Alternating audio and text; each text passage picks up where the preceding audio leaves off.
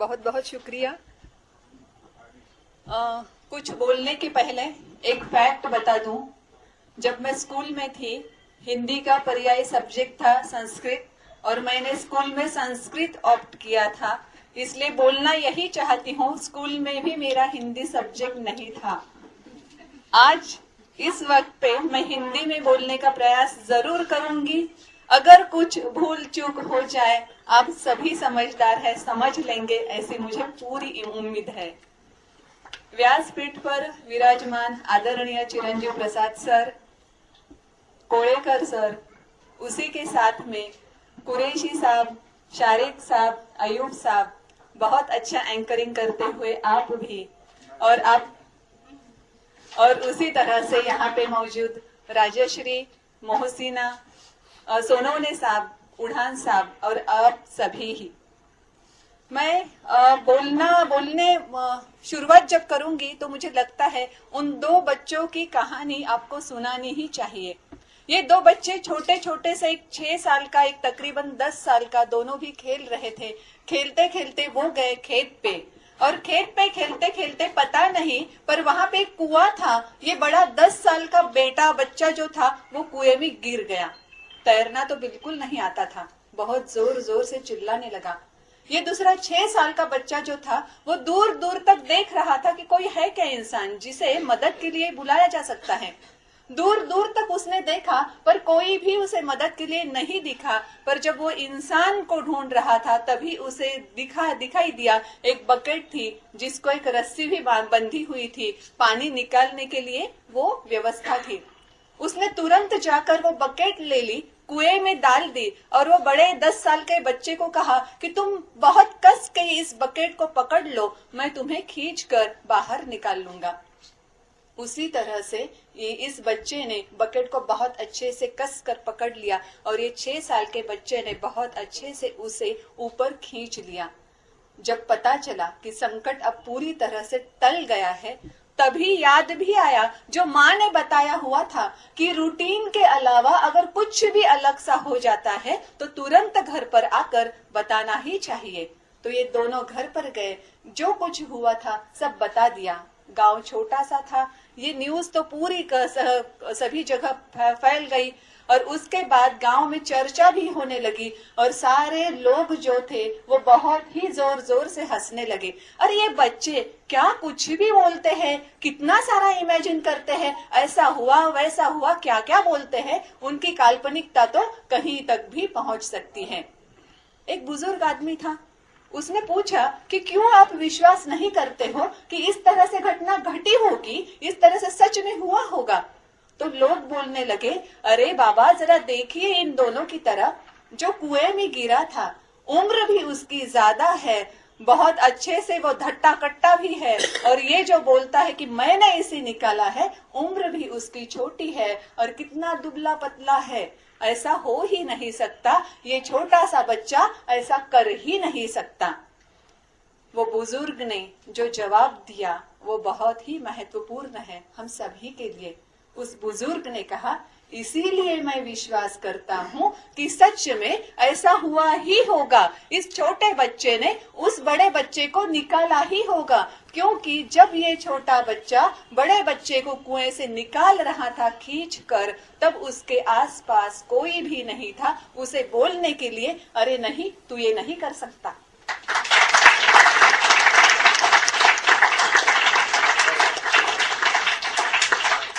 अब देखिए जरा, अपने आसपास कितने सारे लोग हैं जो बोलते हैं, नहीं नहीं तू ये कर नहीं सकता, बिल्कुल ही ये हो नहीं सकता, वगैरह वगैरह वगैरह।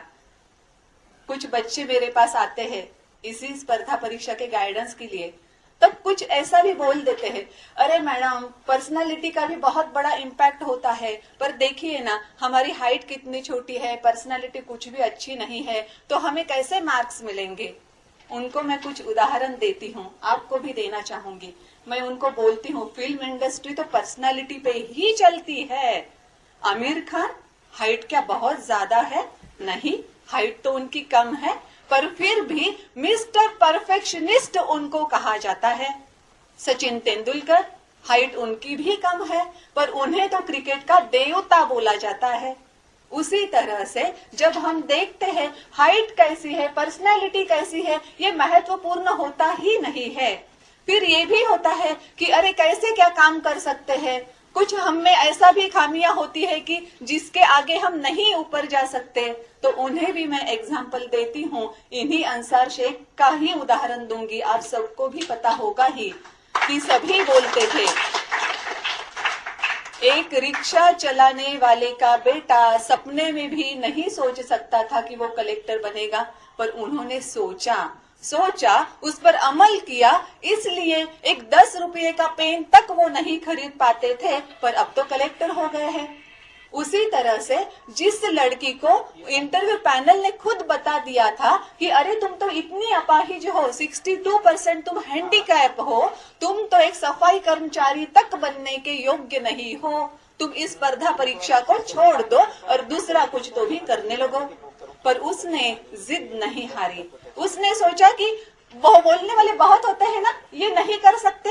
इंटरव्यू पैनल ने भी बोल दिया था कि तुम ये नहीं कर सकती, पर उसने जिद नहीं हारी। उसने कोर्ट मैटर भी किया, फिर से एग्जाम दी, और जिसको बताया गया था कि तुम एक सफाई कर्मचारी बनने के भी योग्य नहीं हो, वो ईरा सिंघल यूपीएससी टॉप कर गई और आईएएस कलेक्टर बन गई। ये भी हम सबको पता है कि अमिताभ बच्चन को उनकी आवाज की वजह से नकारा गया था कि अरे आवाज बहुत ही खराब है। अब क्या है, अब तो है आवाज ही उनकी पहचान है। तो एक यही हमने ध्यान रखना चाहिए। कुछ तो लोग कहेंगे, लोगों का काम है कहना, वो क्या कहेंगे ये हमने क्यों सोचना, उनको उनकी कहने दो। हमें जो कहना है, हमें जो करना है वो हम करेंगे, क्योंकि वैसे भी हम आए कहाँ से हैं, हमारा बैकग्राउंड क्या है, हम दिखते कैसे हैं, ये कुछ भी महत्वपूर्ण नहीं होता है। महत्वपूर्ण होता है हम सोचते कैसे हैं। सभी कुछ इस सोच पर डिपेंड होता है। अंसार शेख ने सोचा मुझे कलेक्टर बनना है, तो कलेक्टर बन ही गए। ईरा सिंघल ने सोचा तो वो बन ही गए। तो इस तरह से अगर हम परिश्रम करते हैं तो सच में हमें जो भी कुछ बनना है हम जरूर बनेंगे ही। पर होता क्या, इस तरह से हम जब कुछ प्रयत्न करने लगते हैं तब कुछ बातें ऐसी भी होती है जो हमें कुछ सेटबैक देती है। मतलब अच्छे तरह से चलती हुई जिंदगी में कुछ तो भी अचानक ऐसे हो जाता है कि रुकावट आ जाती है, कुछ बुरे एक्सपीरियंसेस आ जाते हैं। तब हम क्या करते हैं, तब हम खुद को वहीं पे रोक देते हैं, जो बिल्कुल ही नहीं करना चाहिए। क्योंकि उस कीड़े के बारे में भी वैसे ही हुआ था। जरा सा कुछ तो भी बुरा अनुभव उसे आया, उसने खुद को रोक दिया, अपना फ्रीडम गंवा दिया। एक आदमी एक्सपेरिमेंट करना चाहता था, इसलिए उसने एक छोटे से कीड़े को पकड़ा, वो एक बर्नी में जार में उसको डाल दिया, और जब तक वो ढक्कन लगा दे वो कीड़ा जो था जोर से जंप करके जार से बाहर निकल गया। पर अभी क्या किया, इस आदमी ने फिर से उस कीड़े को पकड़ा, फिर से जार में बंद कर दिया और बहुत ही जल्द से उसका ढक्कन तक लगा दिया। कीड़े को पता था कि मैं तो पहली बार भी ऊपर निकल चुका था, तो अभी भी उसने बहुत जोर से छलांग लगाई, लेकिन वो बाहर तो नहीं निकल पाया, पर वो सर को वो ढक्कन बहुत जोर से लग गया। फिर वो नीचे आ गिरा। लगा कुछ तो भी गलत हुआ होगा या एनर्जी पूरी नहीं लगी होगी। फिर से जरा सा रुकने के बाद फिर से जोर से उसने छलांग लगाई। अब की बार भी वो बाहर नहीं निकल पाया। फिर से ढक्कन सिर को बहुत जोर से लगा। 3-4 बार ऐसा जब हुआ वो नीचे रह गया। इस आदमी ने क्या किया, अब वो जार का ढक्कन निकाल दिया, देखने लगा कि देखते हैं कि ये कीड़ा अब क्या करता है। ये कीड़ा क्या कर रहा था, बुरा अनुभव उसे आया हुआ था, निकल तो नहीं सकते पर कुछ तो सर को लगता है ये पता चला था। तो अब वो पूरी एनर्जी के साथ बाहर निकल ही नहीं रहा था, छलांग ही आधी लगा रहा था और फिर से खुद को बोल रहा था कि यस मैं तो नहीं निकल पा रहा हूँ। तो इसलिए ये भी देखना है कि राह में चलते हुए कुछ ऐसे बुरे अनुभव भी आएंगे, पर उस टाइम रुकना बिल्कुल ही नहीं है, उल्टा देखना है कि हमको लिमिट करते हैं क्या इन एक्सपीरियंस की वजह से। अगर लिमिट करते हैं तो हमने ही तय की हुई ये लिमिटेशंस हमको खुद को ही ब्रेक करनी है और फिर एक जोर से छलांग लगानी है जो हमें फ्रीडम दिलवा देगी। बहुत बार ऐसे होता है, जो बैड एक्सपीरियंसेस आते हैं तो लगता है कि अरे अब हम हार चुके हैं, अब हमें हमारी जिंदगी में कुछ भी नहीं बचा है। तब आप याद रखिए जिराफ के उस इंसिडेंस को। आपको शायद पता होगा, ये माँ जिराफ जो है वो छोटे से बच्चे को जन्म देती है। वो छोटा सा अभी अभी पैदा हुआ बच्चा वैसे ही जमीन पर पड़ा रहता है। कुछ मिनटों के बाद वो खड़ा रहने की कोशिश करता है, एनर्जी उसमें नहीं होती है, फिर भी कोशिश करता है, उसके पैर लड़खड़ाते ही रहते हैं, पर फिर भी किसी तरह से वो खड़ा रहता है, अभी भी पैर लड़खड़ाते ही रहते हैं। और ये माँ जिराफ क्या करती है, एक जोर की लात मारकर उसे कहीं और गिरा देती है। ये बेचारा बच्चा फिर वहीं पे पड़ा रहता है। फिर उसे लगता है कि मुझे उठकर खड़ा होना है। फिर वो उस जगह फिर से कोशिश करता है उठने की, अभी भी उसके पैरों में ताकत नहीं होती है। ये माँ जिराफ वहां पे जाती है, फिर से एक जोरदार लात देके उसे वहां भी गिरा देती है। ऐसा जब 5-6 बार होता है, हम सोचते होंगे ना कि अरे कितनी बुरी माँ है ये अपने नवजात बच्चे को इस तरह से, मतलब वो उसको तो कुछ हेल्प नहीं कर रही है खड़े होने में, उल्टा वो खड़ा होने में खुद की मदद कर रहा है, तो ये उसे गिरा रही है। कितनी गलत बात है ये अगर हम सोच रहे हैं तो जरा रुकिए, उसे कुछ भला बुरा कहने से पहले देखिए कि उसका नतीजा क्या निकलता है। 5-6 बार ऐसे होने के बाद फिर से ये नवजात जिराफ का बच्चा उठकर खड़ा होता है। अब उसके पैर डगमगाते नहीं है। अब फिर से माँ उसे लात मारती है, पर वो गिरता नहीं है, क्योंकि उसकी पैरों में इतनी ताकत आ चुकी होती है कि जब वो जंगल में कहीं अकेला घूमता है, अगर शेर या बाघ कुछ भी उसके पीछे लग जाए तो उन्हीं पैरों की वजह से भागकर वो खुद की जान बचा सकता है। जब संकट आते हैं, जब कुछ संकट आते हैं तो देखिए शायद हमारे खुद में का कुछ पोटेंशियल बाहर आने वाला है। जो ताकत हमारी खुद को भी नहीं पता है, शायद वो ताकत हमारी बाहर आने वाली है। तो इसलिए अगर ऐसा कुछ होता है तो हम अक्सर क्या करते हैं, एक तो नसीब को दोष देते हैं, भगवान को दोष देते हैं या परिस्थितियों को दोष देते हैं। पर अगली बार जरूर सोचिएगा कि ये दोष देने की जरूरत बिल्कुल ही नहीं, क्योंकि ऐसी ही कठिन परिस्थिति से हम बहुत अच्छे से निखरने वाले हैं। और जाते जाते 2 बातें और बता दूंगी, उसके बाद आपसे विदा लूंगी। हम कभी कभी ये भी सोचते हैं कि अरे हम कितनी परेशानी में हैं, कोई हमारी मदद तक नहीं कर रहा है, मदद करनी चाहिए। पर जब मदद की भी बात आती है, कोई मदद करता नहीं, तब भी मायूस होने की बिल्कुल ही जरूरत नहीं रहती, क्योंकि तब भी वो चूजे को याद रखना है। आपको भी पता होगा, एक चूजे को अंडे से बाहर निकलने के लिए कम से कम 3-4 दिन लगते ही हैं। वो अंदर से टक टक करता रहता है और तब जाकर कहीं 3-4 दिनों के बाद वो बाहर निकल सकता है। एक बच्चा देख रहा था कि अरे कितनी मुश्किल में होते हैं ये छोटे छोटे बच्चे अंडे के अंदर के, तो उन्हें क्यों ना हम खुद हेल्प करें उनकी। तो उसने एक बार ऐसे किया, जब वो चूजा अंदर से टक टक कर रहा था, इसने खुद, मेरे पास तो है एनर्जी, उसने खुद वो अंडा फोड़ दिया, चूजा बाहर निकला, ये खुश हो गया, मैंने कितनी अच्छी मदद की। पर दुर्भाग्य से वो चंद घंटों में मर गया। क्यों ऐसे होता है? क्योंकि अंडे के अंदर का वातावरण बहुत अलग होता है, अंडे के बाहर का वातावरण बहुत अलग होता है। डायरेक्टली बाहर के वातावरण में आने के बाद वो वातावरण उसे सूट नहीं करता, इसलिए वो मर जाता है। जबकि 3-4 दिन तक वो टक टक करते रहता है, तब वो ऑटोमेटिकली बाहरी वातावरण से खुद ब खुद परिचित होने लगता है। जब कोई हमें मदद नहीं करता है तो ये सोचना चाहिए कि यस, हम भी इस तरह से बाहर निकलेंगे इस संकट की परिस्थितियों से कि बाकी की भी परिस्थितियां हैंडल करने के लिए हम बहुत ही सक्षम हो ही जाएंगे। और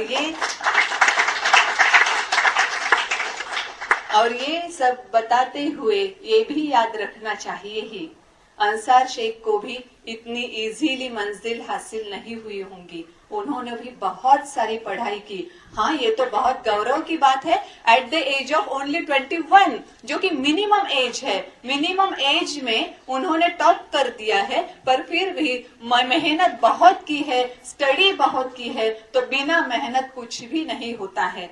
उस बच्चे का एक एग्जाम्पल दे दूंगी और फिर रुक जाऊंगी।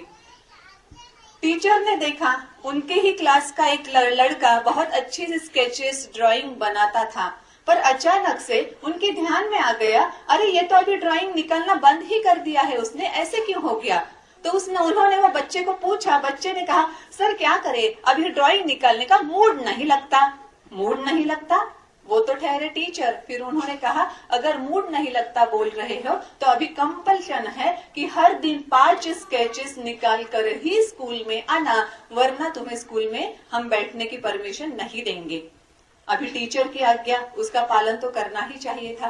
ये बच्चा हर दिन 5 ड्राइंग्स निकाल कर लाता। सर 5 भी ड्राइंग्स उसके सामने रख देते, बोलते कि इसमें से कौन सा ड्राइंग तुम्हें बहुत अच्छा लगा, मुझे बता दो। वो एक ड्राइंग पे हाथ रख देता, सर वो ड्राइंग अलग से निकाल कर रख देते। ऐसे करते करते एक माह गुजर गया। 30 अलग चित्र वहां पे अलग से निकाल दिए गए थे। 30वें दिन सर ने वो पूरे 30 अलग निकाले हुए ड्राइंग्स उसके सामने रख दिए और पूछा, मुझे बताओ जरा, इसमें से कौन सा ड्राइंग बहुत ही एक्सीलेंट है, ऐसे तुम्हें लगता है? उसने बहुत ध्यान से सारी ड्राइंग्स देखी, एक चित्र पर हाथ रख दिया कि ये बहुत ही एक्सीलेंट है। सर ने कहा, ये ड्राइंग जरा घुमा कर देखो। जब उसने पलटी करके देखा तो वो टीचर ने ऑलरेडी एक्सीलेंट पिक्चर बोल के रिमार्क भी दिया था, साइन भी की थी। वो साइन देखने के बाद ये बच्चा जो बोला वो बहुत महत्वपूर्ण है। उस बच्चे ने कहा, सर आप क्या बोलना चाहते हो, मेरी समझ में आ गया है। प्रतिभा तो सब में होती है, पर जो मेहनत करते हैं उनकी प्रतिभा निखर कर आती है। इसी मौके पर मैं आप सबको शुभकामनाएं दूंगी कि आपकी भी प्रतिभा आपकी लगन से, आपकी मेहनत से निखर कर आ जाए, और एक दिन ऐसा भी आए जिस तरह से आज हम डायस पर बैठे हैं, आप भी किसी डायस पर बैठे होंगे और बाकी सारे को गाइड करते होंगे। Thank you so much.